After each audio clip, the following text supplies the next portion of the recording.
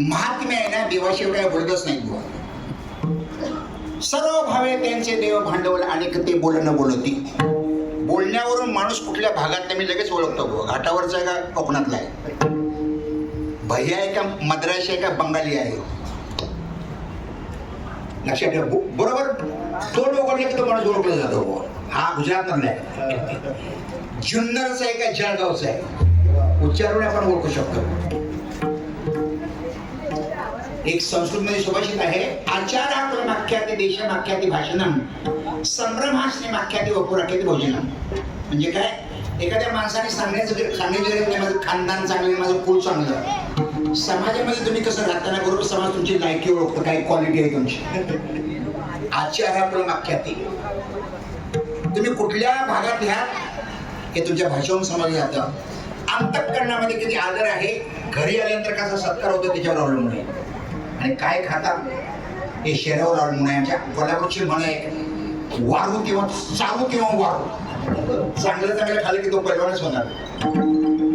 बोलण्यामुळे माणसं तुटली जातात आणि बोलण्यामुळे माणसं जोडली जातात. जी माणसं गोड बोलतात ना त्यांचे मित्र असतात, म्हणजे कडू बोलतात ना त्यांचं बायकोच पटत नाही, बाकीच. एक दृष्टांत सांगतो नेहमी. इंग्लंडची राणी म्हणून गेली, तिचं नाव व्हिक्टोरिया राणी. तिचा नवरा होता साधा घोळसट, त्याचं नाव ॲडवर्ड. तर राणीचं जगावर राज्य होतं. आणि एकदा नवरा बायकोचं भांडण झालं कडाक्याचं. आणि कधी कधी नवरा बायकोचं भांडण होतं आणि भांडण झाल्याशिवाय ना मजाच नाही संसारात. सारखं भांडायचं ना, कधी कधी भांडायचं. असं मी म्हणत नाही, ज्ञानेश्वर पण म्हणतात, तांदयाचे लागता झटे त्यांनी अधिकाची पांडा होते, रोजचे प्रेम दोनवटी पडेल त्याचे. सकाळी भांडण झालं ना लगेच नंतर संध्याकाळी प्रेम जास्त जमलं जातं असं म्हणतात. या बायकोवर रुसला ॲडवर्ड आणि हातावर कडी लावून बसला बेडरूम मध्ये. त्या राणीला भूक लागल्यानंतर राणी दरवाजा पडला, हो दरवाजा उघडा. हातून आवाजाला कोण बोलतेस? ती बोली व्हिक्टोरिया राणी बोलते. नाही दरवाजा उघडला. दुसऱ्या वेळी दरवाजा ठरवला, कोण बोलतेस? व्हिक्टोरिया राणी बोलते. 8 वेळा प्रयोग झाला आणि राणीच्या पोटामध्ये कावळे उडायला लागले. नवरा घरात असताना कसं काय जेवायचं? आणि तिला समजलं आपला नवरा का रुसलाय. बरोबर बायकांना बरोबर माहित असतं. 9व्या वेळी दरवाजा ठोठवला, आतून आवाज, कोण बोलतेस? आपली प्रिय पत्नी बोलते आहे. दरवाजा उघडला. प्रिय वाक्य प्रधान सर्व तुष्यंती जानतो तस्मात आणि प्रयत्न वचने किंवा देतात. बोलण्यामुळे माझं जोडले जातात, व्हायचे सगळं बोलावं. लक्षात ठेवा, हे बोलण्याचे मी तुम्हाला प्रकार सांगितले. माणूसच बोलतो, बाकी कोणी बोलत नाही. पोपट बोलतो पण काय बोलतो त्याचं समजत नाही. नंबर 5, देवाने ज्ञान आहे ना फक्त माणसाला दिलेले, बाकीच्या योनीमध्ये ज्ञान आहे पण ते लिमिटेड आहे. आहार निद्रा भयमैथुनम सामान्य येतात पशुभी नराणाम ज्ञानो हि तेषाम अधिको विशेषो ज्ञानिनी ना पशुभी समाना. याचं भागवतामध्ये ट्रान्सलेशन केलेलं आहे, आहार निद्रा भयमैथुन सर्व योनीशी समान मनुष्य देहेचे ज्ञान अधिक जाण सर्वाशी. 4 गोष्टीमध्ये पशुपक्षी आपल्यापेक्षा श्रेष्ठ आहेत. थोडासा आहाराचा जर विचार केला ना, आहाराचा, तर मला वाटतं वाघाला किती भूक लागली ना, वाघ गवत खात नाही आणि सश्याला आणि हाडाला किती भूक लागली ना, तो मांसाहार करत नाही. आपले दोन्ही ढाबे चालू आहेत, व्हेज नॉन व्हेज. माणसं नको ते खातात, वाजीपेक्षा जास्त खातात, त्यामुळे माणसांना रोग जास्त आहेत. मला सांगा, जनावरचे डॉक्टर जे असतात ते माणसाचे? अरे माणसाचे डॉक्टर प्रत्येक इंद्रियाला 2-3 डॉक्टर आहेत. आणि जनावरचे डॉक्टर 5 गावामध्ये एकच डॉक्टर असतो जनावरांचा. नको ते खातात आणि वाजीपेक्षा जास्त खातात. म्हणून या बाबतीत विचार केला ना तर माणसाचा शेवटचा नंबर लागतो. पण बाकीच्या गोष्टीमध्ये विचार केला ना, भजनाचं ज्ञान मात्र नाही त्यांना. याची जन्मे घडी देवाचे भजन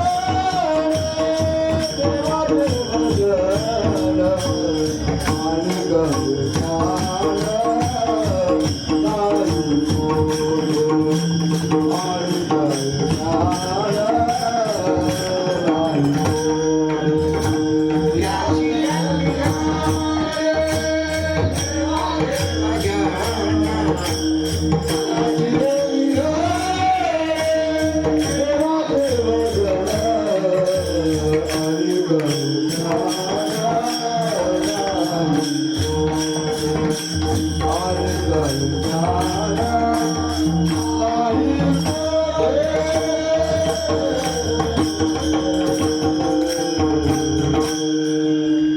जन्मी घडे किंवा याची तेही घडे देवाचे भजन आणि हे ज्ञान नाही कोठे भजनाचं ज्ञान बाकीच्या योनीमध्ये नाही. मला सांगा गाढवाची दिंडी आहे का? दिंडीमध्ये गाढव गोंधळ करणार. हे सगळं माणसा करता आहे. देवाच्या भजनाचं ज्ञान फक्त माणसाला आहे. आणि थोडा वेगळा विचार करायचा झाला ना, माणसाने ज्ञानाच्या जोरावर फार मोठी झेप मारलेली आहे. बघा तुम्ही, माणसाने बुद्धीच्या जोरावर पंचभूतावर विजय मिळवलेला आहे, सगळ्या जीवावर विजय मिळवलेला आहे आणि देवावर सुद्धा विजय मिळवलेला आहे का? पंचभूतावर कसं काय विजय? अरे धरणं बांधली, माती अडवली, मातीवर विजय, पृथ्वीवर. पाणी अडवलं, पाणीवर कंट्रोल. सूर्याचा प्रकाश घरामध्ये घेतला, सोदरला, त्याच्यावर कंट्रोल. घरामध्ये एसी आली, ट्रेनमध्ये, गाडीमध्ये, फोर व्हीलर एसी, थंडीच्या दिवसात गरम, गरमीच्या दिवसात थंड, वायूवर कंट्रोल. आणि आकाशावर सुद्धा माणसाचं कंट्रोल आहे. इथला माणूस अमेरिकेतल्या माणसाशी बोलू शकतो. शब्द हा आकाशाचा गुण आहे. पंचभूतावर माणसाने कंट्रोल केलेले आहे बुद्धीच्या जोरावर. चला पुढे, जीवावर सुद्धा कंट्रोल केलेला आहे. ज्या सापाला आपण घाबरतो ना, त्या सापावर एक माणूस पोट भरतो. सर्प भुलोनी गुंतला नादा, गारुडी फांदा घातला असे, हिंडवणी पोट भरी दारोदारी, कोंडोनी पेठारी असे रया, तशी परी माझ झाली पंढरी राया. त्या सापाचे 2 दात काढतो आणि खेळणं म्हणून वापरत होतो गारुडी, आणि पोट भरतो. ज्या वाघाला शियाला आपण घाबरतो ना, त्याला रिंग मास्टर बरोबर खेळवतो सर्कसमध्ये. एवढा मोठा हत्ती, पण माणसाने त्याच्यावर कंट्रोल केलेला आहे. ऐरावती रत्न थोर त्याशी अंकुशाचा मार. बुद्धीच्या जोरावर माणसाने जीवावर कंट्रोल केलेले आहे आणि बुद्धीच्या जोरावर माणसाने देवावर सुद्धा कंट्रोल केलेला आहे. आपल्याला कथा माहिती असेल, रावणाने सगळे देवबंदी घरात टाकले होते. तुका म्हणे ज्याचे देव बांधवडी सांगा ते कवडी गेली नाही. रावणाचा रस्ता झाडण्याकरता वायुदेव, रावणाचं पंचांग बघण्याकरता ब्रह्मदेव, रावणाची गाडीवर राखण्याकरता गणपती बाप्पा, रावणाची दाढी करण्याकरता खंडोबा, सगळ्या देवाला कामावर लावतो. शेवटचा मुद्दा सांगतो, जर माणसाने करतो तो बाजूला ना, मोठ्या देवाला दास करू शकतो माणूस. बळीनी देवाला दास केला, आपला इथं सागवर राखी दावण डावळीचा, सारथी झाला अर्जुनाचा, दास सेवकांचा होय साचा अंकित. ज्ञानाच्या जोरावर माणसाने फार मोठी झेप घेतलेली आहे. ती माणसाच्या जीवनात मी 5वं वैशिष्ट्य सांगितलं. नंबर 6, लाज आहे ना, लाज ही फक्त माणसांच आहे. पण माणसं कपडे वापरतात, जनावर पक्षी कपडे वगैरे वापरत नाही, कारण त्यांना लाजच नाही. ती आपले विधी कुठे ओळखतात. माणसाला लघवीला बसत झालं तर विचार करावा लागतो. लाज आहे, लाज. नाथ महाराजची सुंदर ओवी आहे, स्त्रियांकरता लिहिलेली आहे. निज कन्येशी शिकवी माता, लाज धरावी लोका देखता, एकांतालेल्या कांताला सर्वता सोडावी. मोटरसायकलवर शृंगार नको. तुम्हाला कोणतरी बघताय, जर काहीतरी आदर्श ठेवा समाजासमोर, त्याच्याकरता बेडरूम वगैरे आहे तुम्हाला. लाज हे माणसाचं भूषण आहे. चला पुढे, नंबर 7, देवाचं स्मरण फक्त माणूसच करू शकतो. जन्मोनी या पुढे वाचे स्मरे राम, हरिहाची नेम हरणी शिवकार म्हणतात. स्मरण या शब्दाचा अर्थ आहे स अधिक मरण, मरणाबरोबर जे येतं त्याचं नाव स्मरण. माणूस करू शकतो. मी 7वं वैशिष्ट्य सांगितलं. 8वं वैशिष्ट्य, या देहाची इच्छा नावाचं स्वर्गात देव करतात. या लोकीचा हा देह,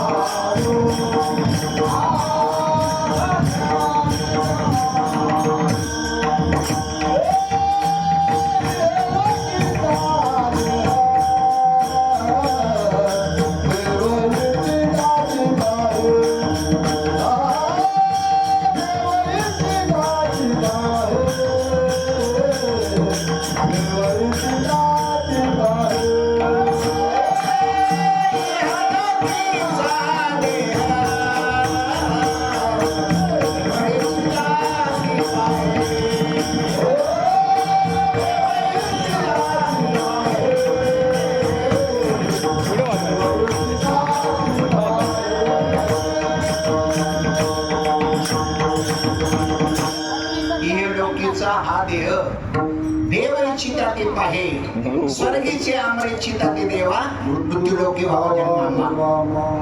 आपल्या देहामध्ये आणि स्वर्गातल्या देहामध्ये फार मोठा फरक आहे. पोटात येणं, जन्माला येणं, वाढणं, तरुण होणं, म्हातारं होणं आणि मरणं हे विकार आपल्या सगळ्या माणसाने. आणि आता एकही विकार स्वर्गातल्या देवांना नाही. त्यांचे देह दिव्य असतात. बाकीचे 6 विकार त्यांना सोडत नाही. काम, क्रोध, लोभ, मोह, मद, मत्सर. जर स्वर्गातला देव खाली आला ना, त्याची सावली पडत नाही, त्याच्या पापण्या मिटत नाहीत, त्याच्या अंगातून दुर्गंध येत नाही, त्याला 1 नंबर 2 नंबर नाही. कोणाला? स्वर्गातल्या देवाला दिव्य देह असणारे देव या नासक्या पुसक्या शरीराचा काय इच्छा करतात तर त्यांना मुक्त होता येत नाही. म्हणून नारायण नामे हो जीवन मुक्त, कीर्तने आणि द्रावे. मी 8वं वैशिष्ट्य सांगितलं. 9वं वैशिष्ट्य आहे ना, पाप पुण्य आहे ना, फक्त माणसाला जागा कोणालाच नाही. देवाला पाप पुण्य नाही, योग्याला पाप पुण्य नाही, जनावराला पाप पुण्य नाही. ज्ञानोबामध्ये पाप पुण्यामध्ये इथं पिकलं जातं. वाहतेने भौतिके पाप पुण्य येतं पिके, म्हणून आम्ही कौतुक क्षेत्र म्हणून. पाप पुण्य तसं या देहाने नरकाला जाता येतं, स्वर्गाला जाता येतं, कैलासाला जाता येतं, वैकुंठला पण जाता येतं. पार्था उद्वीची ब्रह्मादी मनुष्यत्वाची होय आधी म्हणली आधी म्हटल्यामुळे ज्ञानोबाई. नंबर 12 सर्व सुखाचा अधिकारी फक्त माणूस आहे. नंबर 13 याच देहातून माणूस 84 लक्ष योजनेतून मुक्त होतो. ही ज्ञानोबाची प्रसिद्ध ओवी आहे. येण्याची शरीरे शरीरा येणे सरी चिराकडे. आणि 14वं वर्ष समोराला अभंगामध्ये घुसायचं आहे. कर्मयोग आहे ना, कर्म फक्त माणसालाच करता येतं, बाकीच्या योनीमध्ये हा अधिकार नाही. कर्मभूमी ऐसा ठाव आणि व्यवसाय जाणावा. देवाने कर्म करण्याचा अधिकार माणसाला दिलेला आहे. इथं तुम्ही चांगलंही करू शकता, वाईटही करू शकता. स्वर्गातल्या देवांना सुद्धा हा अधिकार नाही. काय करायचं तिथं भूभूमी आहे. पुराणामध्ये एक दृष्टांत आलेला. रोमश नावाचे ऋषी आहे ना, रोमश हे स्वर्गात गेले होते आणि इंद्र 8वा बंगला बांधत होता. इंद्र तर रोमश ऋषीने विचार म्हणजे काय चाललं महाराज? म्हणजे 7 बंगले मला पसंत येते, 8वा बंगला इथे राहणार नाही, राहणार आहे. माझ्या मताप्रमाणे सगळं काम चाललंय. बेडरूम कुठे ठेवायची, देवघर कुठे ठेवायचं, किचन कुठे ठेवायचं, इथे राहणार आहे मी. इंद्राने विचारलं म्हणजे आपण कुठं राहता, आपला पत्ता. त्या रोमस ऋषीने सांगितलं म्हणजे मी अजून घरच बांधलं नाही. म्हणजे का? म्हणजे जगायचे का दिवस. माझ्याकडे 2च वस्तू आहेत, वळकटी आणि कमांडर. मी वळकटी 4 प्रकारे वापरतो. सकाळी सूर्यपुत्राला अशी धरतो, मध्यकाळी अशी धरतो, संध्याकाळी अशी धरतो आणि झोपण्याकरता ती वळकटी. हल्लीच्या भाषेमध्ये 4 in 1. एका वळकटीचा 4 प्रकारे उपयोग. आणि हा तांब्या आहे ना, तो शौचाकरता तोच कमांडर आणि घासूनाचे पाणी पिण्याकरता तोच. जसा आपला वारीचा तांब्या. जे पायवारी करतात त्यांना बरोबर माहिती आहे. अजून मी पायवारी करतोय आणि जाता जाता तुम्हाला सांगतो बरोबर, बायकाला चांगला तांब्या कधीच देणार नाही, चिपणीला आणि परत आले तर विचार तांब्या जेव्हा तो बायकांचं भांड्यावर फार लक्ष देतो. आपल्या घरामध्ये चमचे किती बरोबर बायकाला माहिती आहे. आपला चमचा उठला संसार त्यांच्या करता विनोद सोडून ते मला काय सांगायचं आहे. म्हणजे माझ्याकडे 2च वस्तू आहेत, कमांडर आणि वळकटी. जगायचे किती दिवस? ते इंद्रायणी विचार सारखं तुम्ही म्हणतात जगायचे किती दिवस, तुमचं आयुष्य किती आहे. तेव्हा रमस ऋषी सांगितलं म्हटले शास्त्रास आहे आयुष्य कोणाला सांगायचं नसतं. ऐका जाता जसा 9 गोष्टी शक्यतो कोणाला सांगू नका असं चाणक्य म्हणतात. आयु वित्तम ग्रह छिद्र मंत्र मैथुन भेषजाम दान मान अपमानमच 9 गोट्याने येत नाही. आयुष्य कोणाला सांगू नका. बँकेत पैसे किती आहेत कोणाला सांगू नका. फक्त हळूच बायकोच्या काना सांगा. का लग्नाची वेळी शपथ घेतली असते धर्मेची, अर्ध्याची, काम्याची, नाचरामी. मुलाला सांगू नका स्क्रीनटच मोबाईल मागणार 50,000. आयुर्वेद ग्रह छिद्र घरची भांडणं कोणाला सांगू नका. मंत्र सांगू नका, मैथून सांगू नका, औषध सांगू नका, दान सांगू नका, मान सांगू नका आणि अपमान सांगू नका. चाणक्याने सांगितले शक्यतो या 9 गोष्टी मला सांगायचं त्याच्यामध्ये आयुष्याचा पहिला नंबर आहे. म्हणजे आयुष्य पण सांगायचं असतं. तेव्हा इंद्र बोला माझे क्रेडिट आहे कोण विचारतोय मी देवाचा राजा आहे. माझ्या मसूर सांगितलं तुम्हाला म्हणून सांगतो मी कोणाला सांगत नाही. माझ्या अंगावरचे केस झडलेले दिसतात का? म्हणजे भरपूर केस झडले तुमच्या अंगावरचे. म्हणजे जेवढे केस झडलेत ना तेवढे इंद्र माझ्या आयुष्यात होऊन गेले. असं म्हणजे इंद्र आईस्क्रीम झाला. काय मूर्ख माणूस आहे मी. 7वा 8वा बंगला बांधतोय. बंगल्याचं काम सोडलं तपशिरीला निघाला. पश्चाताप झाला. वैराग्य निर्माण झालं. बृहस्पतीनी आडवर म्हणजे पुढे चालला. म्हणजे तपशिरी काय म्हणतो थांबा तुम्ही पुण्य केलेलं आहे. पुण्याचा उपभोग घ्या. पुण्य संपवा आणि माणसाचा जन्म घ्या. तिथं काहीतरी करा.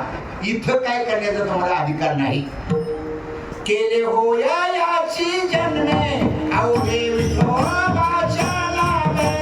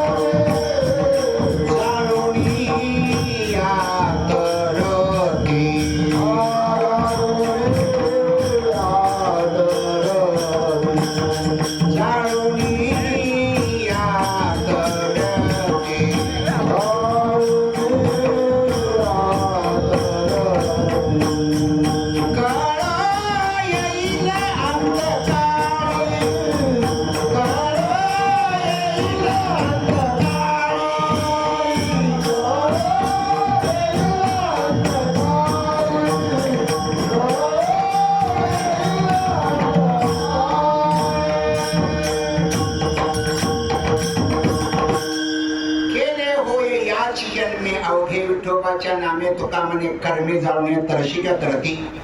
काय करायचं ना फक्त या जन्मामध्ये माणूस करू शकतो. कारण कर्माचा अधिकार देवाने फक्त माणसांना दिलेला आहे. ही आहे कर्मभूमी. माणसाने काहीतरी केलं पाहिजे. नेमकं काय करायचं?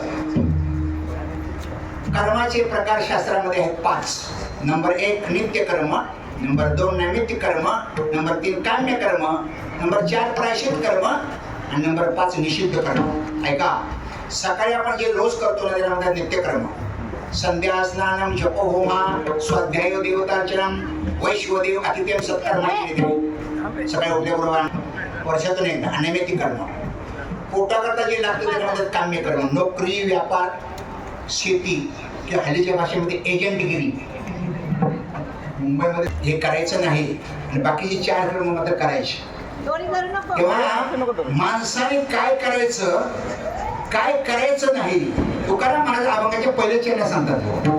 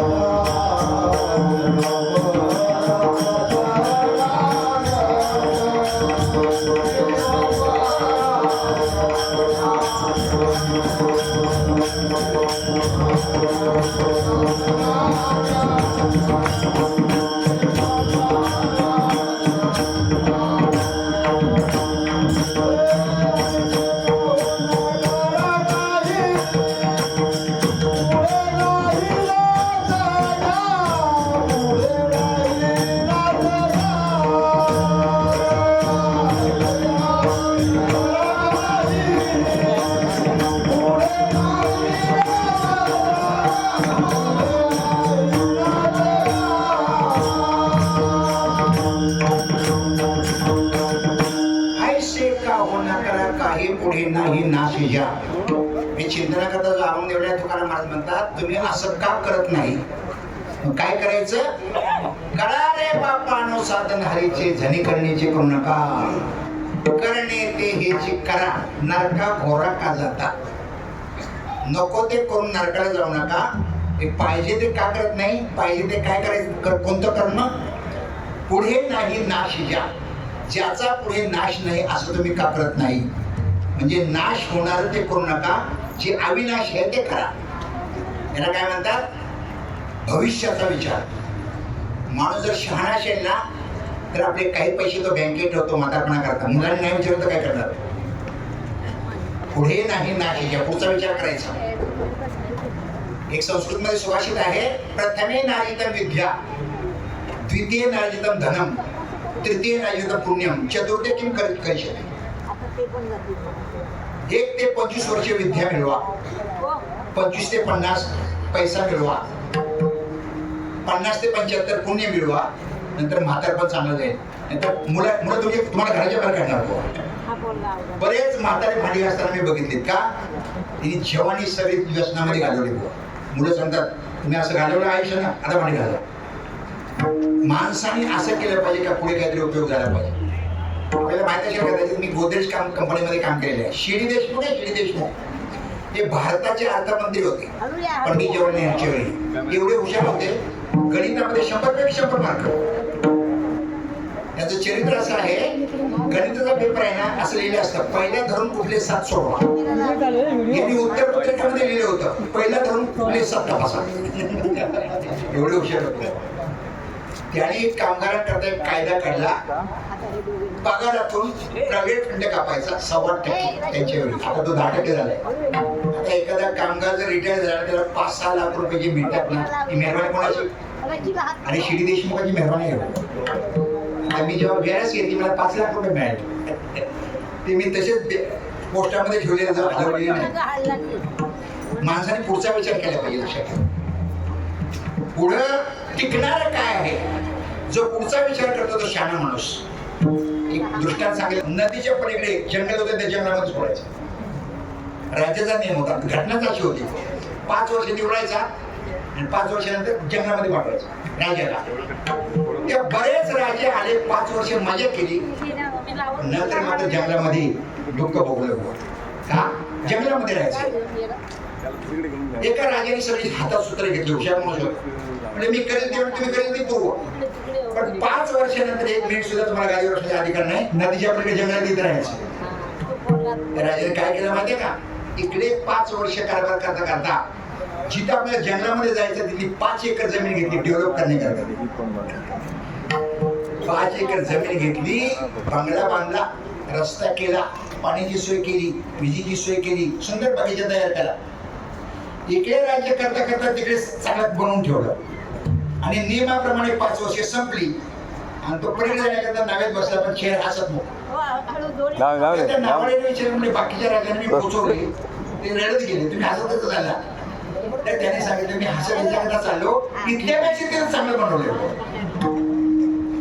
पुढचा विचार, माणसाला संसार सुटत नाही, संसार करायचाच. कुठल्या कुठल्याही साधूनी संसार सोडू नका सांगितलं. आपलं काय सोडायचं सांगितलं नाही बुवा. ज्या ज्ञानेश्वर महाराजांनी लग्नच केलं नाही ते ज्ञानेश्वर महाराज म्हणतात बुवा. असोनी संसारी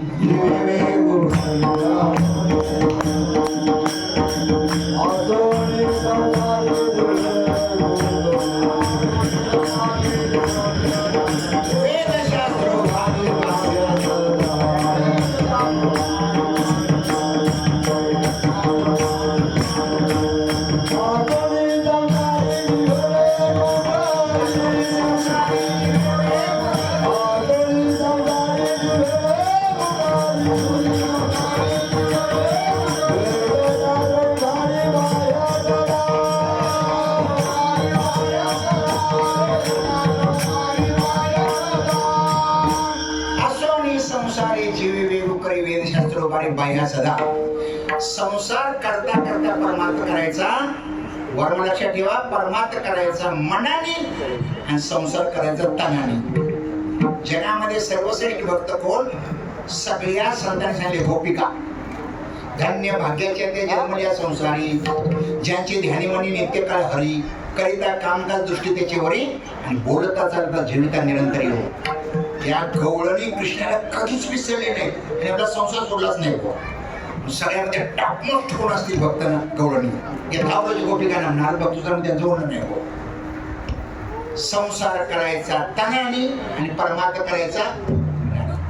देवाला काय धन नाही दिलं तर चालेल, जन नाही दिलं तर चालेल, तन नाही दिलं चालेल, पण मन मात्र दिलं पाहिजे. तू मन हे मेची करी, माझ्या भजनी प्रेम धरी सर्वत्र नमस्कारी म्हणजे एखादी. गवळीने आपलं मन दिलं आणि टॉपमोस्टला गेल्या. ते परमार्थ करता संसार सोडायची गरज नाही, फक्त माणसाने सावध राहायला पाहिजे.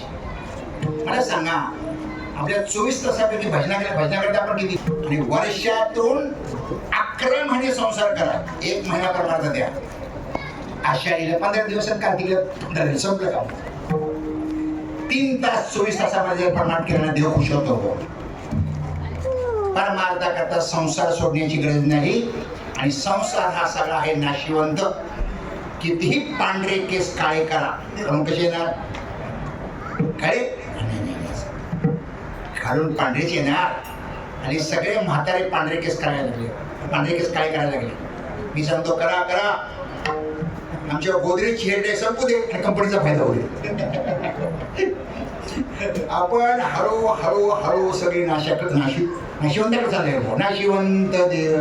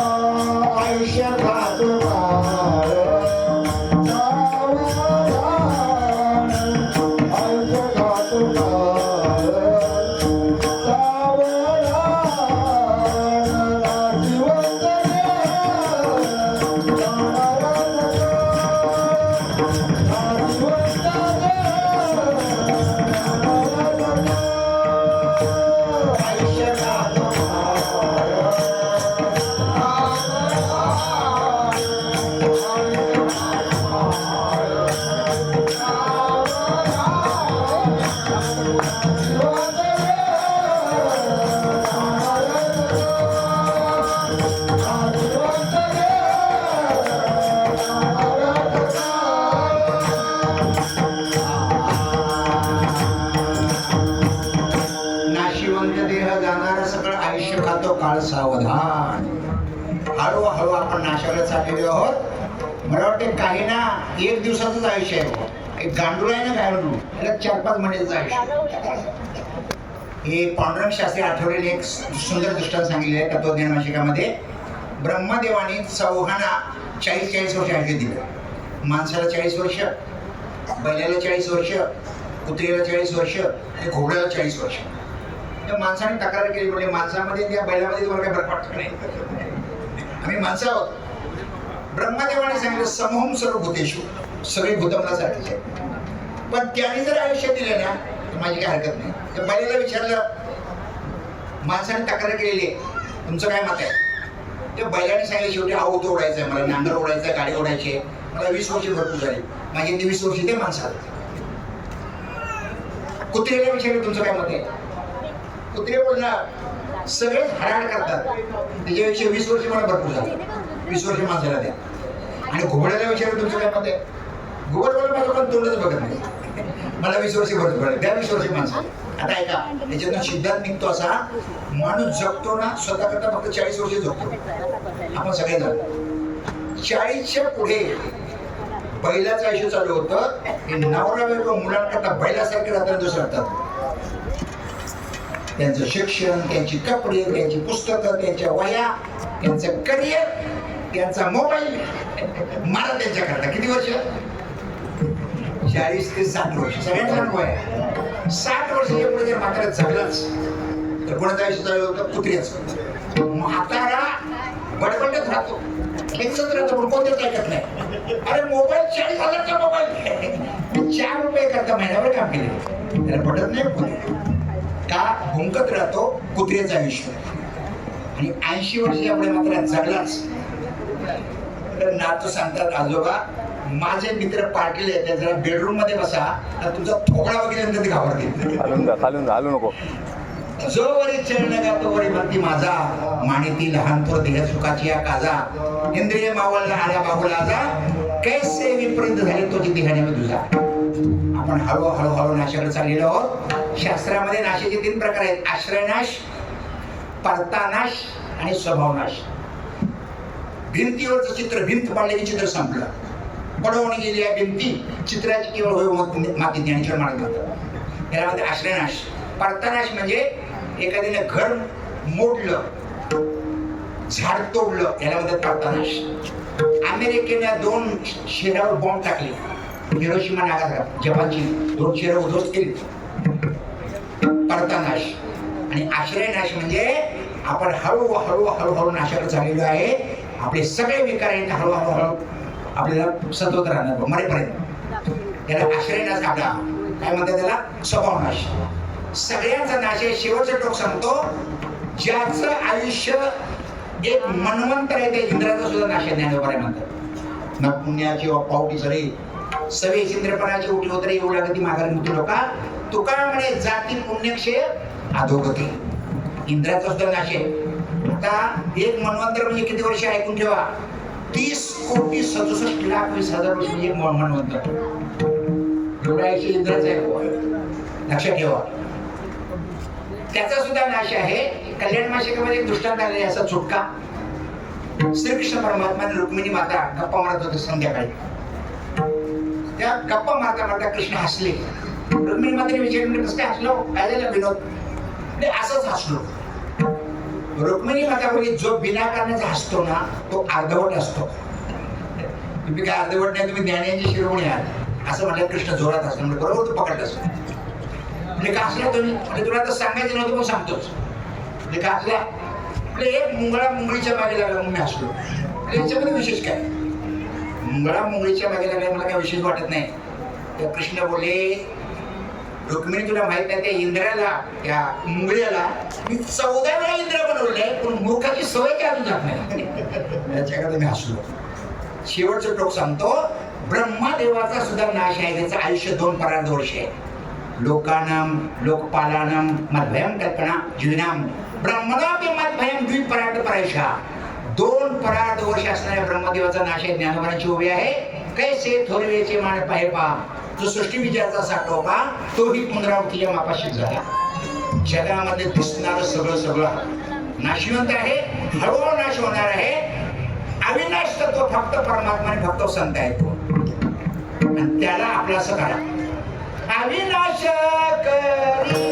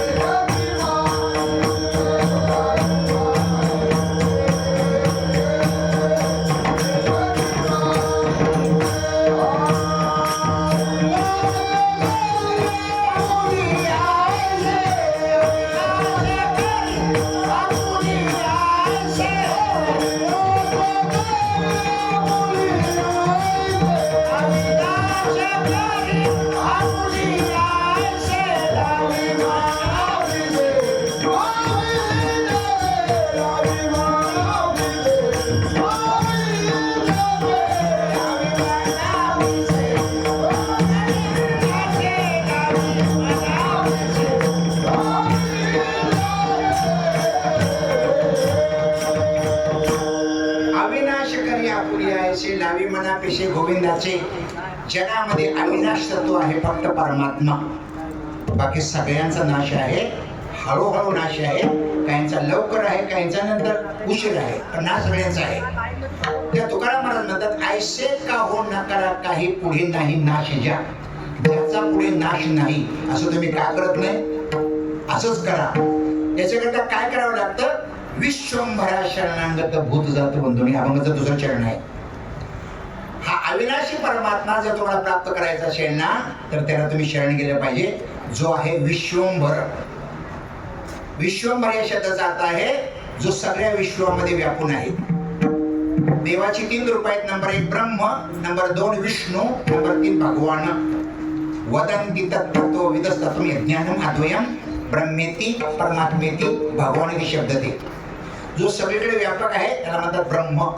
जो वैकुंठामध्ये चतुर्भुज आहे त्याला म्हणतात विष्णू किंवा परमात्मा. आणि जो 6 गुणांनी आकारला त्याला म्हणतात भगवान. राम भगवान, कृष्ण भगवान, पांडुरंग भगवान. ही देवाची 3 रूप आहेत. सगळीकडे जे व्यापक आहे त्याला म्हणतात ब्रह्म. शून्य स्थावर जंगम व्यापून राहिला अकळ, बाप रुक्मादेवी विठ्ठल सकळ. सगळ्या देशामध्ये आहे, सगळ्या काळामध्ये आहे आणि सगळ्या वस्तूमध्ये आहे. कोण? अविनाशी तत्व परमात्मा. हे अविनाशी तत्व तुम्ही आपलंस करा. विश्वंभरा शरणांगत. आणि विश्वंभर या शब्दाचा दुसरा अर्थ आहे सगळ्या विश्वाचं पोषण करतो. पोषण करतो म्हणजे त्याला पोषतो. तुकाराम म्हणे, ज्याचे नाव विश्वंभर त्याचे निरंतर ध्यान करे. माणसाने खायापेक्षा अजिबात चिंता करायची नाही. थोडं लक्ष द्या. आई वडील आहे ना, हे फक्त जन्म देण्याकरता कारण आहे. जेव्हा मातेच्या पोटामध्ये गर्भधारण होतो ना, देव सगळी इंद्रिय आतमध्ये निर्माण करतो. आईच्या पोटात हात निर्माण करतो, पाय निर्माण करतो, मेंदू निर्माण करतो, डोकं निर्माण करतो, केस निर्माण करतो. आईच्या पोटामध्ये नाजूक डोळे सुद्धा निर्माण करतो देव. आई करते. आणि ज्या वेळेला सगळी चपाती बनवता येत नाही, ती डोळे कसे निर्माण करणार? गर्भी असता बाळा कोण पाळी त्याचा जा. आणि देव काय करतो? लगेच पाईपलाईन करतो. आणि जे आई खाते ना, बरोबर त्या गर्भाला पोचलं जातं. ही देवाची सगळी योजना आहे. मी चिंतन मांडले, मला आश्चर्य वाटेल. प्रत्येक आई आपल्या मुलाला 5 दान देते. 5 दान. नंबर 1 जीवदान, नंबर 2 रक्तदान, नंबर 3 श्वासदान, नंबर 4 अस्थिदान, नंबर 5 लज्जादान. प्रत्येक आई आपल्या मुलाला देते. आपण सगळेजण त्याच्यामध्ये आलो. जीवदान म्हणजे पोटामध्ये जेव्हा गर्भधारण होतो 4 महिन्यानंतर जीव आत प्रवेश करतो आईच्या पोटामध्ये का बापाच्या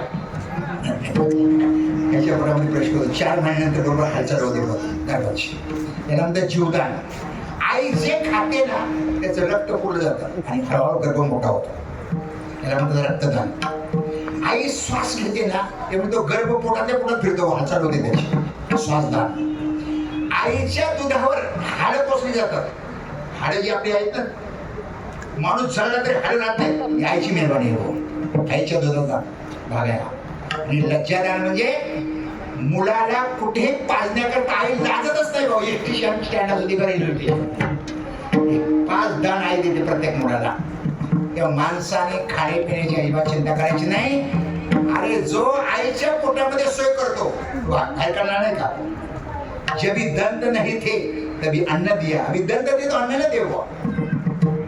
बाळा दुधा कोण करीते उत्पत्ती.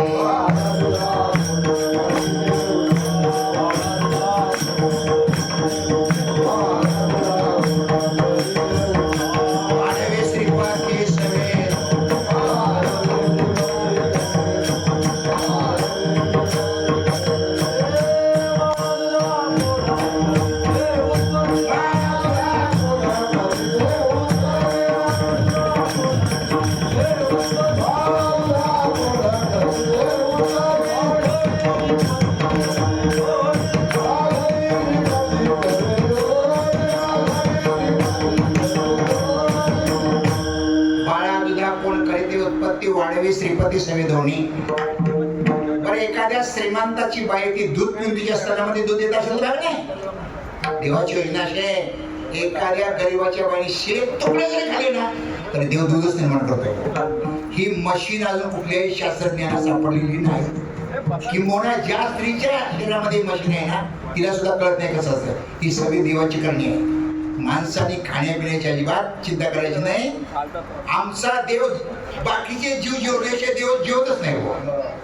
म्हणून आणि मला वाटतं जास्त कोण खात असेल माहितीये का? कीर्तनकार बुवा. मला आश्चर्य वाटते. मी 50 वर्ष महाराज कीर्तन करतोय. रवींद्र वगैरे माहिती आहे 50 वर्ष झाली यावर्षी. मी संपूर्ण महाराष्ट्रामध्ये फिरलो. माझं विचारतात गेल्याबरोबर तुम्हाला काय पाहिजे, भाकरी पाहिजे का चपाती पाहिजे, मेनू सांगा तुमचा काय. डायबिटीस येत नाही ना. माझी बायको सुद्धा मला विचारत नाही तुम्हाला काय पाहिजे. हरी भक्ती के 3 गुण हर कोई नहीं पाओ, खाने को मिष्टान मिले लेकिन वैकुंठ को हरी भक्तीचे 3 फायदे सगळे लोक पाया पडतात. चांगलं चांगलं खायला मिळतं आणि चांगला वागला तर डायरेक्ट वैकुंठ. फक्त हे बुवा लोकांनी एवढं ठरवायचं, सांभाळायचं, खाल्लेल्या घरची वाशी मोगायची नाही. ज्ञानोबा तुकोबाच्या पुण्याने काय सुद्धा कमी नाही. आणि मी मला त्या आगरी समाजामध्ये जास्त फिरतो. कुठे तिकडे भिवंडी, तिकडे भिवंडी. आणि आगरी समाजाचं जेवण आहे ना एकदम टेस्टी. ते कसं काय करतात मला समजतच नाही. आगरी समाजाचे तर कोण आगरी असेल त्या लक्षात ठेवा. मी 50 वर्ष त्यांचं जेवण सांगतोय तुम्हाला. टेस्टी तर असतच, पण त्या स्त्रिया आहे ना आग्रह करून वाटतात. महाराज खाऊन घ्या, भाजी घ्या, महाराज बाजू भाजी घ्या. आमच्या घाटावर लाडू लाडू लाडू दिले आग्रह करून वाटणार. आणि 50 वर्ष माझं अजून कधी पोट बिघडलंच नाही. एवढं जीवन चांगलं म्हणजे गोडी आहे आणि धडी आहे. गोडी आहे, धड आहे. लक्षात ठेवा, गोडणी धड म्हणजे काय? तुकाराम शब्द वापरलेला आहे. गोड म्हणजे स्वीट आणि धड म्हणजे चवदार. काय काय बायकांना किती काय मसाला वापरला ना भाजीला चव येत नाही. म्हणून एक म्हण आहे, डबावर मसाला चव नाही कशाला. मला हे सांगायचं आहे, माणसाने खाण्यापिण्याची अजिबात चिंता करायची नाही. तो विश्वंभर आहे, बरोबर तुम्हाला जेवण देणार. आदनी घातल्या हरळ होती अमृताचे तांदूळ, जरी भुकेची राखेवी शिर जगन्नाथ. बैसोने निश्चय करे त्याचे ध्यान, हेल तो अन्न वस्त्र जाता. त्याला शरण ज्या माणसं देवाला शरण का जात नाहीत याची 4 कारण आहेत. रामानुचार्यांनी सांगितलेले. नंबर 1 शरण वरण तुष्टी, नंबर 2 भगवत तुष्टी, नंबर 3 भाग्य तुष्टी आणि नंबर 4 काळ दृष्टी. शरण दृष्टी म्हणजे काय? काय काय माणसं म्हणतात पंढरपूरला गेलं पाहिजे, आळंदीला गेलं पाहिजे, पैठणला गेलं पाहिजे, इकडे गेलं पाहिजे, घरातून निघतच नाही तो. बोलाचीच कडी बोलाचाच भात याला म्हणतात शरणवरण दृष्टी. भाग्य दृष्टी काय काय माणसं म्हणतात भजन कीर्तन वारी आमच्या भाग्यातच नाही. मग दुसऱ्याला शेंडीला तुमच्या भाग्यात आहे की काय? भजन घाली भोगावरी कर्तव्य म्हणे असं म्हणू नका. आणि भगवत दृष्टी म्हणजे काय काय माणसं म्हणतात विठोबाने मला स्वप्न देऊन सांगितलं पाहिजे पंढरपूरला येईल, या पंढरपूर विठोबाचं जावं. अरे देवाचं तुझ्याशिवाय काढलेलं आहे. आणि काळ दृष्टी म्हणजे काही माणसं म्हणतात तुम्ही वर्षात एकदा जाता, एकदा रिटायर झालं तिथं जाऊन बसणार पंढरपुरात. माणसं संसारात रिटायर होत नाहीत, वर जातात पण देवा पण जात नाहीत. या 4 कारणामुळे माणसं देवाला शरण जात नाहीत. पण जो देवाला शरण गेला ना त्याची सगळी काळजी देव करतो. जो माझं होय अनन्य शरण, याच निवारी मी जन्म मरण, या लागे शरणागता शरण मी शिको, म्हणून या शरण जावे, म्हणून या शरण जावे, म्हणून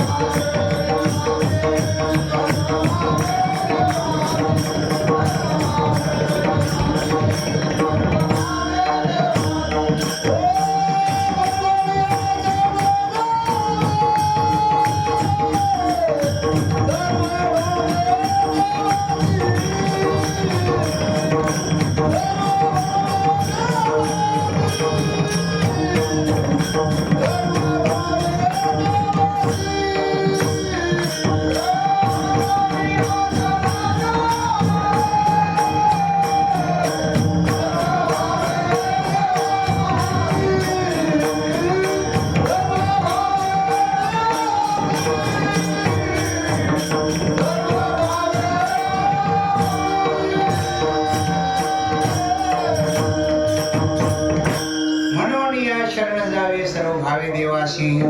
तया अहम वाचा चित्त देवने शरण महोदधिका गान मिळाले. जे ज्ञानोबा म्हणतात गंगा जशी सगळी समुद्राला जाते शरण जाते ना, तसे कायिक वाचिक मानसिक सगळे भाव त्याला अर्पण करायचे आणि त्याला शरण जायचं. विश्वंभरा शरणागत हा सांगितलेला आहे भक्तियोग, वर सांगितलेला आहे कर्मयोग आणि नंतर तिसऱ्या चरणामध्ये सांगितलं ज्ञानयोग. याचं आपण चिंतन करू, पण ढळ्याला विसरता बदलीत चालू होईल. शेंगणेकरी थोडंसं भजन करायचं आणि बरोबर 10 वाजून 5 मिनिटांनी आपली सेवा संपवायची. बदली चाल म्हणा महाराज.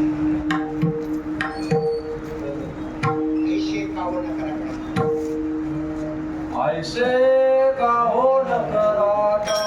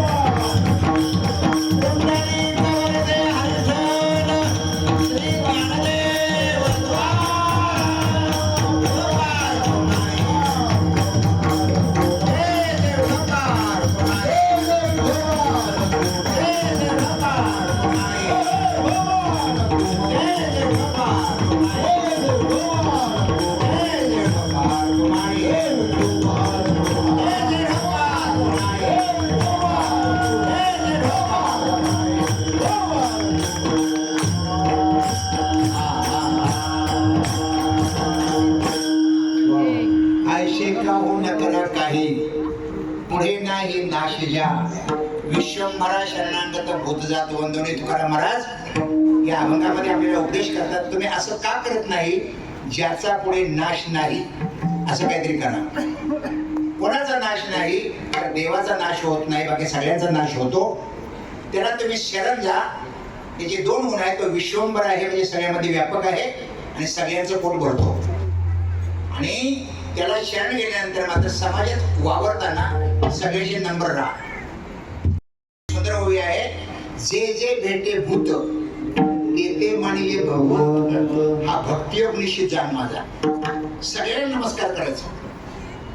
मला वाटतं मूर्खाला अगोदर नमस्कार का, दुर्जनम प्रथम वंदे सज्जनम तदनंतरम. का तर मूर्खाला नमस्कार केल्यानंतर राग येतो, सज्जनाला नमस्कार केल्यानंतर राग येत नाही. मला वाटतं सापाला सुद्धा नमस्कार करा आणि विंचवाला सुद्धा नमस्कार करा, म्हणजे तुझी दोस्ती करू नका. ते तुकारामाने वर्म सांगितलेले आहे बुवा, तुका म्हणे सर्प विंचू नारायण वंदावे दूर शिवू नये. काही माणसं सर्पासारखे आहेत, काही माणसं विंचवासारखे आहेत, त्यांना लागूनच नमस्कार करा. त्याचा संग करायचा नाही बुवा, पण सगळ्यांना नमस्कार करा. नाथ महाराजांच्या वेळी दंडवत स्वामी होऊन गेले. दंडवत स्वामी नाथ महाराजांच्या वेळी एक माणूस गेला महाराजांकडे, म्हणजे महाराज मला देव लवकर कसं काय मिळेल. त्यांनी सांगितलं आता तुझं आयुष्य संपलेलं आहे, रिटायर झाला असतो आता, सगळ्यांना नमस्कार कर. तो सगळ्यांना नमस्कार करायला लागला. झाडाला नमस्कार करायचा, पक्ष्याला नमस्कार करायचा, जनावरांना नमस्कार करायचा. त्याचं नावच पडलं दंडवत स्वामी, लोटांगण स्वामी. आणि हे टवाळखोर माणसं होते, टवाळखोर काय होते ना, म्हणजे ते गाढवाला नमस्कार त्यांना गाढवाला नमस्कार केला आणि गाढव जीवन झालं बुवा, मेलेलं गाढव जीवन झालं. आणि मग ते आश्चर्यचकित झाले बुवा.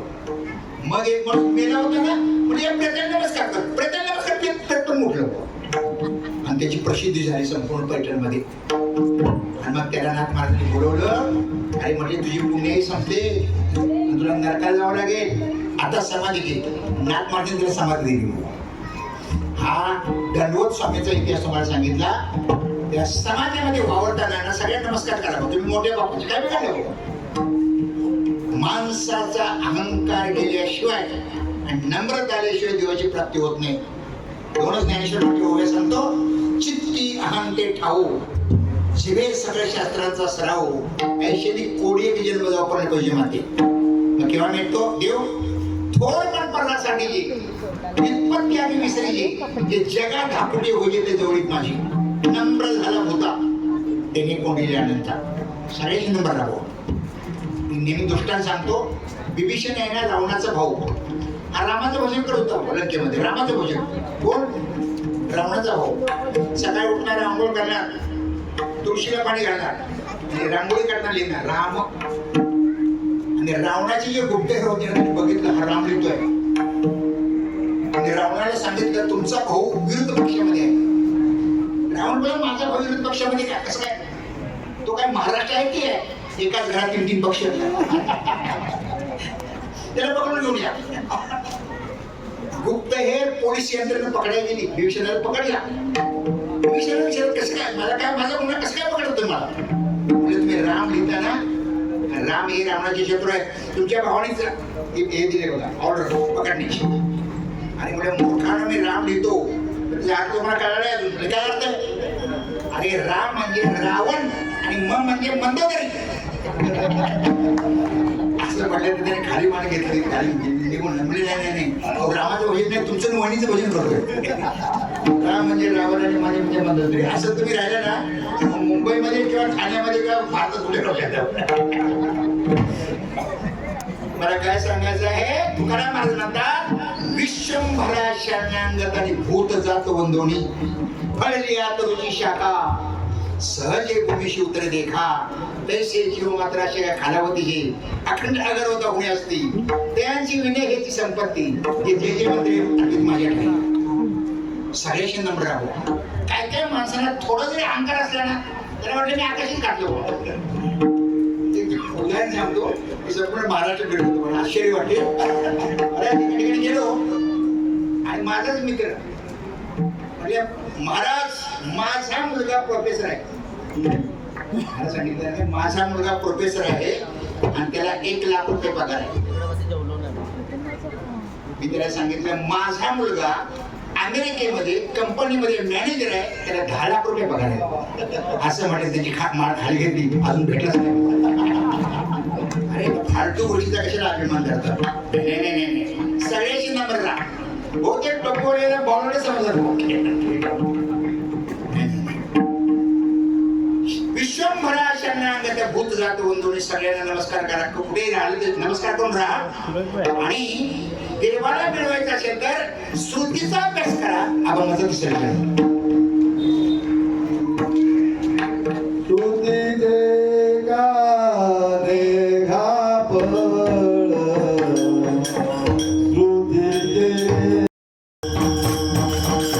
श्रुतीचे काने गा फळ सार मूळ जाणवणी. तुकाराम महाराजांनी हा ज्ञानयोग सांगितलेले. श्रुती म्हणजे वेदाचा सात्विक भाग. हे ग्रंथाचे 3 प्रकार आहेत: कृत ग्रंथ, स्मृत ग्रंथ आणि विनिर्गत ग्रंथ. आपण जी पुस्तकं लिहितो ना, कृत ग्रंथ शतकोटी. कृत ग्रंथ आहे म्हणजे आपल्या कल्पनेनं हे बरोबर असेल का चुकीचं सुद्धा असू शकेल, कादंबऱ्या वगैरे. कृत ग्रंथ. स्मृत ग्रंथ म्हणजे देवानी कृपा केल्यानंतर ज्यांच्या मुखातून प्रासादिक वाणी बाहेर पडते ना, त्याला स्मृत ग्रंथ म्हणतात. गाथा, ज्ञानेश्वरी, भागवत हे सगळे स्मृत ग्रंथ आहेत.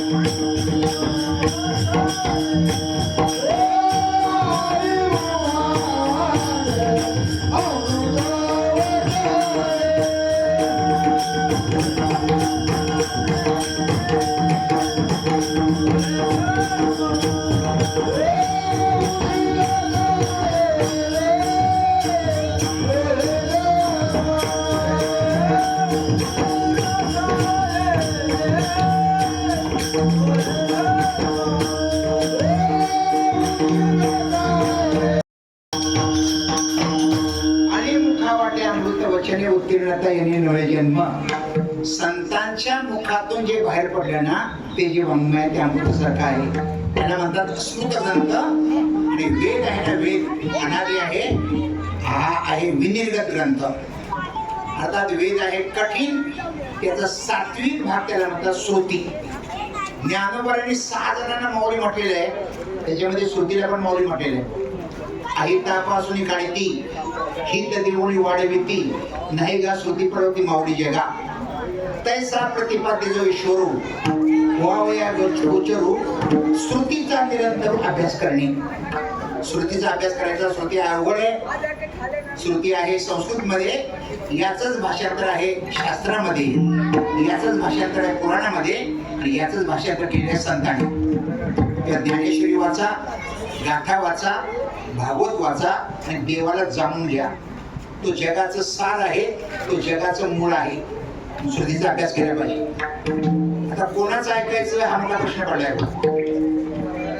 माझं मत आहे संतांचं ऐका. एक जाता तुम्हाला चिंतनिका सांगतो, लहानपणी आई वडिलांचं ऐका. शाळेत गेल्यानंतर गुरुजींचं ऐका. तब्येत बरी होईपर्यंत डॉक्टरचं ऐका. केस आपल्यासाठी होईपर्यंत वकिलाचं ऐका. घर पूर्ण होईपर्यंत इंजिनियरचं ऐका. लग्न झाल्यानंतर बायको ते ऐकावंच लागतं, पण योग्य ऐका, योग्य ऐका. कीर्तन होईपर्यंत कीर्तनकाराचं ऐका. आणि जीवनाचं जर कल्याण करायचं संतांचं कायमच ऐकावं. संती सांगितलेले केले ते जतन, नाही आज्ञा त्यांचे केले उल्लंघन मतमतांतर नाही दिले पण हृदय जरी हरिचे चिंतन निळवणची जवळ नाही इथं आहे जगाचे सरकारने सुद्धा संतांचा सल्ला घेतला पाहिजे ना संतांनी आता मध्ये एक कायदा निघाला आणि सगळ्या महाराष्ट्रामध्ये भांडणं लागली कोणाची बहिणीची आणि भावाची कशा करता इस्टेटी करता सगळ्या महाराष्ट्रामध्ये तेच आणि जे गरीब आहे त्यांची भांडणं नाही भरपूर श्रीमध्ये त्या बहिणींनी भावाने केस केली हा वाटा मला पाहिजे आमच्या कोल्हापुरात अशी आघाडीत घटना घडली बहिणींनी भावावर उपविष्ट असल्यामुळे प्रेताचा अंगठा घेतली सांगली आता जाणारा प्रेताचा अंगठा ती भांडण कोणी लावली 2014 कायदा केला वडिलांची इस्टेट जशी मुलाला तशी मुलीला सुद्धा खरं हा शास्त्रामध्ये कायदा नाही महाराज शास्त्रामध्ये कायदा काय माहितीये का लग्न झाल्यानंतर जावयाला पाहिजे तेवढं दान द्यावं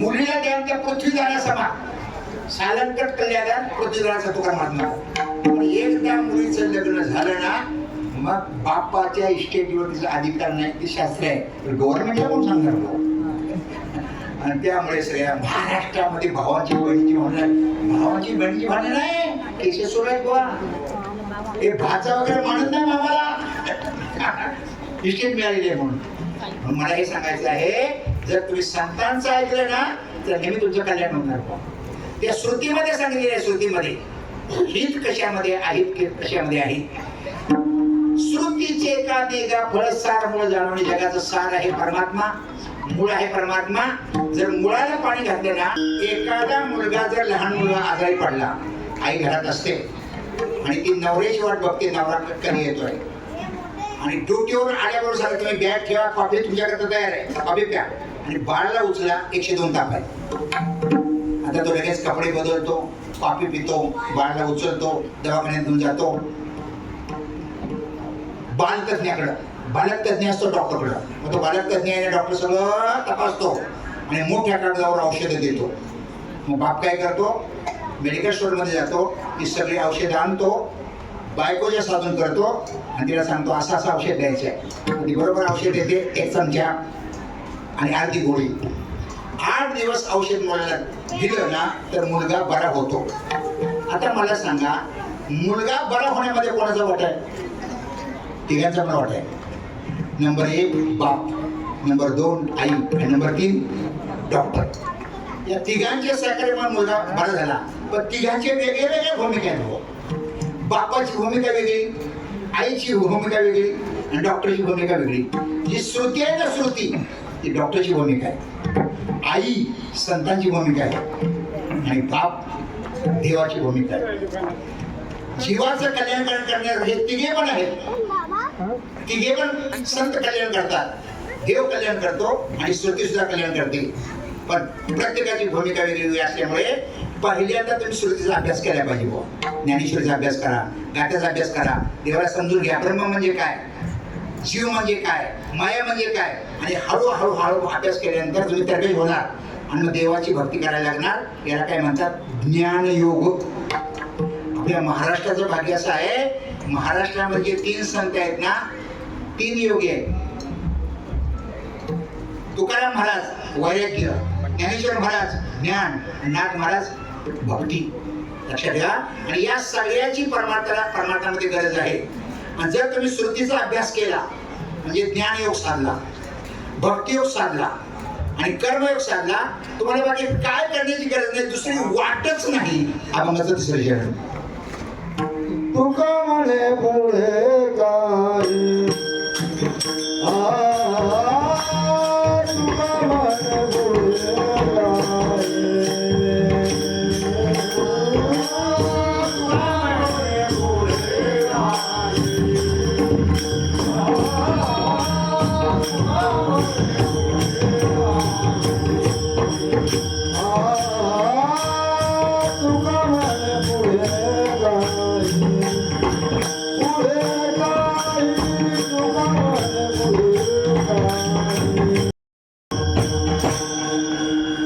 म्हणे पुढे पुढे काही वाट नाही यावरी तुकाराम महाराज म्हणतात या 3 युगाशिवाय ग्रंथामध्ये किंवा वाङ्मयामध्ये दुसरी वाट नाही प्रवास करण्याकरता सुद्धा 3 वाटा आहेत. नंबर 1 पृथ्वीवर, नंबर 2 पाण्यावर, नंबर 3 आकाशमार्गे. रेल्वे, एसटी पृथ्वीवर, जहाज पाण्यावर आणि आकाशामध्ये विमान मार्ग. हे जसे प्रवास करण्याचे 3 मार्ग आहेत ना, तसं देव मिळवण्याचे 3च योग आहेत. तुकाराम महाराज म्हणतात दुसरी वाट नाही, तुका म्हणे पुढे काही वाट नाही यावरी. जे वेदामध्ये त्रिकांड आहे ना, तेच शास्त्रामध्ये आहे, तेच भागवतामध्ये आहे, तेच ज्ञानेश्वरीमध्ये आहे. आणि तुकाराम महाराजांनी एकदम संक्षिप्त रूपामध्ये या अभंगात लिहिलेले आहे. तुका सहज बोले वाणी ते वेदांत हे पाडले. तुकाराम महाराजांच्या जर अभंगाचा आपण अभ्यास केला ना, नक्की तुम्हाला सगळं शास्त्र समजलेलं राहणार नाही. एवढे ते खचाखच ज्ञान भरलेलं आहे. त्या माणसाने जीवनामध्ये काहीतरी केलं पाहिजे. ऐसे का हो न करा काही पुढे नाही नाश ज्या, असं काहीतरी करा पुढे नाश होणार नाही. अविनाशी परमात्मा आहे फक्त श्रीकृष्ण परमात्मा, त्याला शरण जा. विश्वंभरा शरणांगता भूत जात वंदनी, त्याला शरण गेल्यानंतर सगळ्याची नम्र राहा आणि श्रुतीचा म्हणजे सद्ग्रंथांचा अभ्यास करा. त्याला जाणा देवाला, याच्यापेक्षा जगामध्ये दुसरी वाट नाही हे तुकारामाने सांगायचं आहे. तर झाली वेळी आपली सेवा गोरोबाकांच्या क्षणी समर्पित करतो. आपण सुद्धा या वाटेने जायचं, देवाला प्राप्त करून घ्यायचा. आणि देव एकदा प्राप्त झाला ना, त्याचं दर्शन झालं ना, आपला बेडा पार झाला. सामान्य लोकांना देवाचं दर्शन आहे मूर्तीमध्ये, साधकाला देवाचं दर्शन आहे स्वप्नामध्ये, सिद्धाला देवाचं दर्शन आहे हृदयामध्ये, आणि संतांना देवाचं दर्शन आहे प्रत्यक्ष. आता दृष्टी पुढे यायची तू राहील, जो मी तुझं पाहे पांडुरंगा. आणि देवाचं एकदा दर्शन झालं ना, आपला बेडा मी जन्म मरण संपलं. परवा फळला शकून आव्हा निवारीला शिन, तुमचे झाले दर्शन जन्म मरण नाही. आता याच्याकरता खासाला कटारोप आहे. बोलण्याच्या ओघामध्ये मला काय टोमणा कोणाला लागला असेल तर क्षमा करा. आणि काय बरोबर असेल म्हणजे गुरूंची ज्ञानवत कृपांची कृपा न्यून्यते प्रति अधिकते सरते करुणी घ्यावे तो मते उन्मित असे. तुका म्हणे पुढे काही